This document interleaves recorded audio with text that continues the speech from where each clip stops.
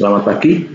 Topik pagi ini kami akan membahas tentang studi kasus disampaikan oleh Bambang Sugiono Agus Purwono, dosen di Universitas Baharudin Mudari Madura.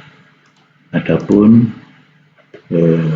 capaian pembelajaran diharapkan setelah mempelajari topik ini diharapkan Anda dapat menjelaskan definisi studi kasus, pentingnya studi kasus, kemudian mengapa mempelajari studi kasus, juga tahapan studi kasus, serta menjelaskan tentang kegunaan studi kasus. Dan yang keenam adalah menjelaskan tentang contoh studi kasus yang ada.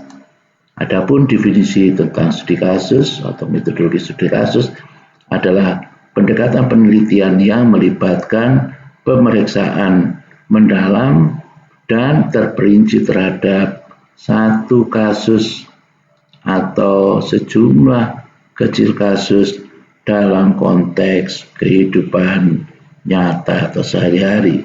Metode ini sering digunakan dalam ilmu sosial, pendidikan, bisnis, dan penelitian lainnya, di mana fokus adalah pada pemahaman fenomena atau gejala yang kompleks, multidimensi dalam setting nyata. Pentingnya mempelajari studi kasus ada 8. Yang pertama adalah pengembangan pemahaman mendalam tentang dunia nyata. Yang kedua, aplikasi teori ke dalam praktek kehidupan sehari-hari. Yang ketiga, pengembangan keterampilan untuk berpikir kritis terhadap situasi dunia nyata. Yang keempat adalah pembelajaran interaktif dan partisipatif. Yang kelima, penyediaan wawasan untuk pengambilan keputusan di dalam dunia nyata. Yang keenam adalah meningkatkan empati dan pemahaman sosial. Yang ketujuh, kontribusi terhadap pengembangan ilmu pengetahuan. Yang kedelapan, evaluasi dan refleksi kritis. Penjelasan ada di slide berikut ini. Sedangkan mengapa mempelajari studi kasus? Ada 7 hal yang perlu diperhatikan. Yang pertama, pemahaman mendalam tentang fenomena atau gejala yang kompleks di dalam dunia nyata. Yang kedua, aplikasi teori dalam praktek kehidupan sehari-hari. Yang ketiga, pembelajaran kontekstual untuk pendidikan. Yang keempat adalah penyediaan wawasan yang unik, yang berbeda satu dengan yang lain. Yang kelima adalah kontekstualisasi kebijakan dan keputusan di dunia nyata. Yang keenam adalah fleksibilitas dalam penelitian. Yang ketujuh adalah pengembangan empati dan perspektif yang berbeda. Adapun penjelasannya ada pada slide berikut ini.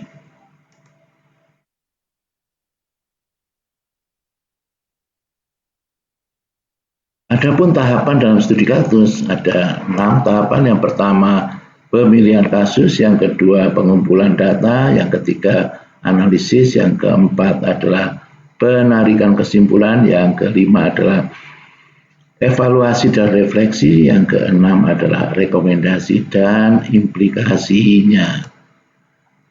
Penjelasan dari masing-masing tahapan adalah pada slide berikut ini.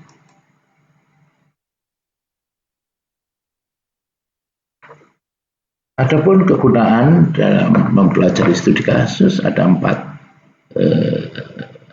hal. Yang pertama, peneliti ingin memahami suatu fenomena secara mendalam dan dalam konteks spesifiknya, terutama ketika batasan antara fenomena atau gejala dan konteksnya tidak jelas. Yang kedua, peneliti ingin memahami fenomena yang kompleks dengan mempertimbangkan semua aspek yang mempengaruhinya dalam konteks yang nyata. Yang ketiga, bagi peneliti dapat memberikan wawasan yang mendalam dan luas tentang berbagai fenomena, membantu dalam mengembangkan teori dan meningkatkan keterampilan berpikir kritis serta menyediakan dasar yang kuat untuk aplikasi praktis dalam berbagai konteks dunia nyata.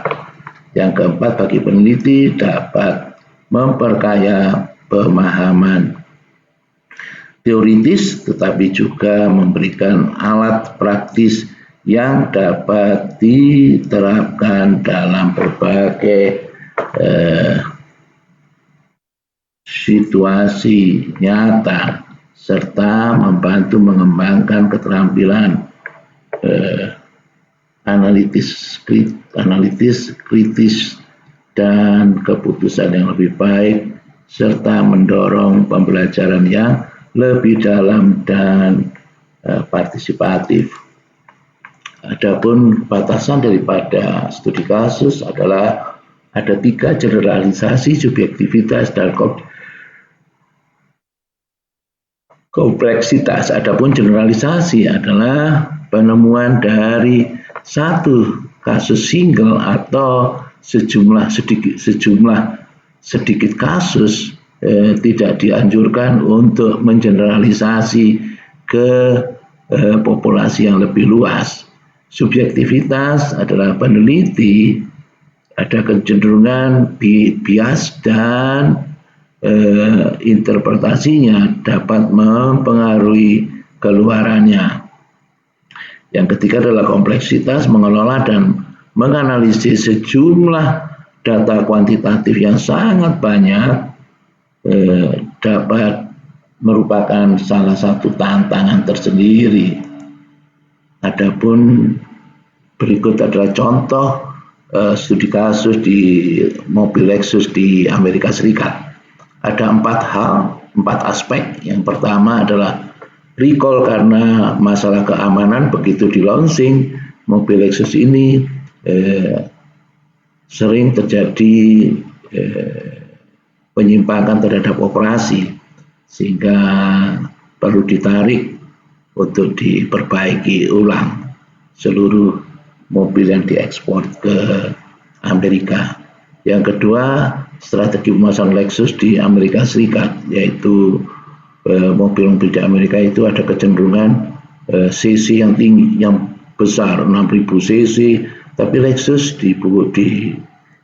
assembling, diproduksi dengan cc yang relatif rendah, 2.000 cc, sehingga lebih hemat di bidang energi dan interiornya jauh lebih murah, lebih luas, serta pewarnaan lebih banyak. Kalau mobil-mobil di Amerika pada saat itu selain cc-nya besar 6.000 cc, warnanya kebanyakan hitam dan putih. Yang ketiga adalah munculnya inovasi teknologi dan mobil listrik, sehingga ini merupakan kompetitor baru. Yang keempat adalah masalah hukum dan litigasi.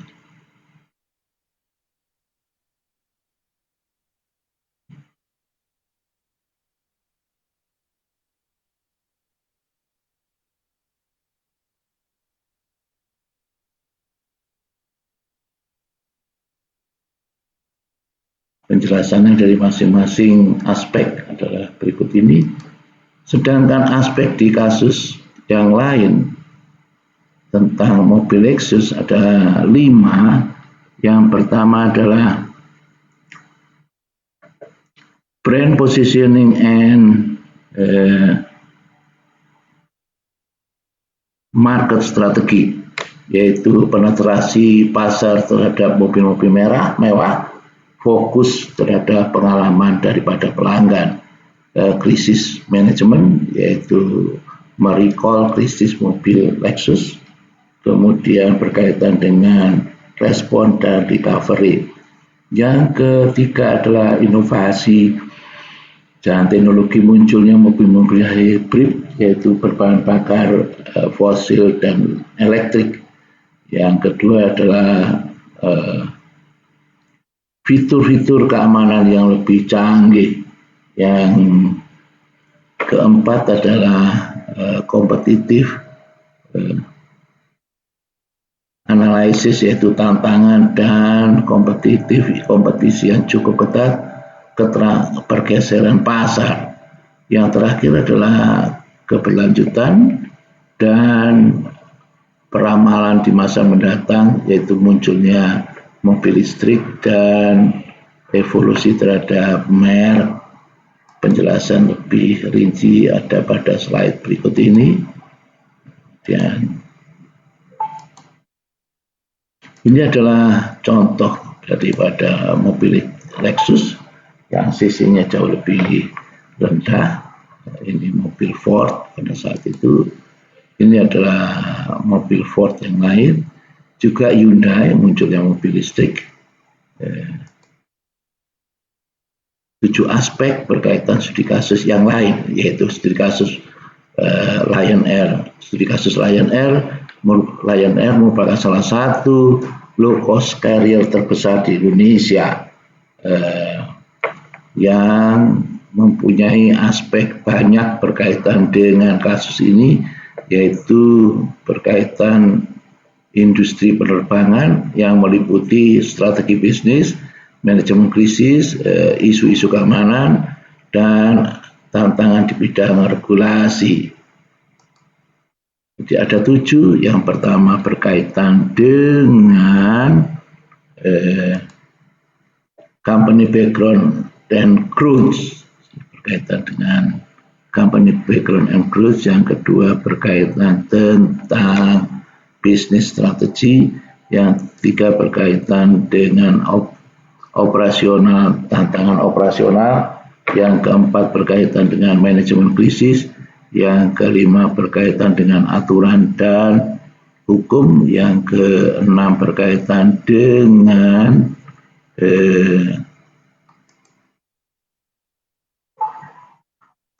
berkaitan market dan kompetitif landscape. Yang ketujuh berkaitan dengan ramalan bisnis penerbangan sipil di masa akan datang. Ini adalah armada dari penerbangan sipil Lion Air yang sangat berkembang di Indonesia. Ringkasan, topik ini telah membahas tentang metodologi studi kasus mobil Lexus di Amerika, dan studi kasus Lion Air penerbangan sipil di Indonesia. Soal latihan, buatlah studi kasus tentang bisnis dan perusahaan versi Anda atau di Indonesia. Daftar pustaka yang ada adalah penulis Bambang Sugiono Gus Purwono. Dan ini biodata. Terima kasih atas perhatiannya. Sampai berjumpa lagi.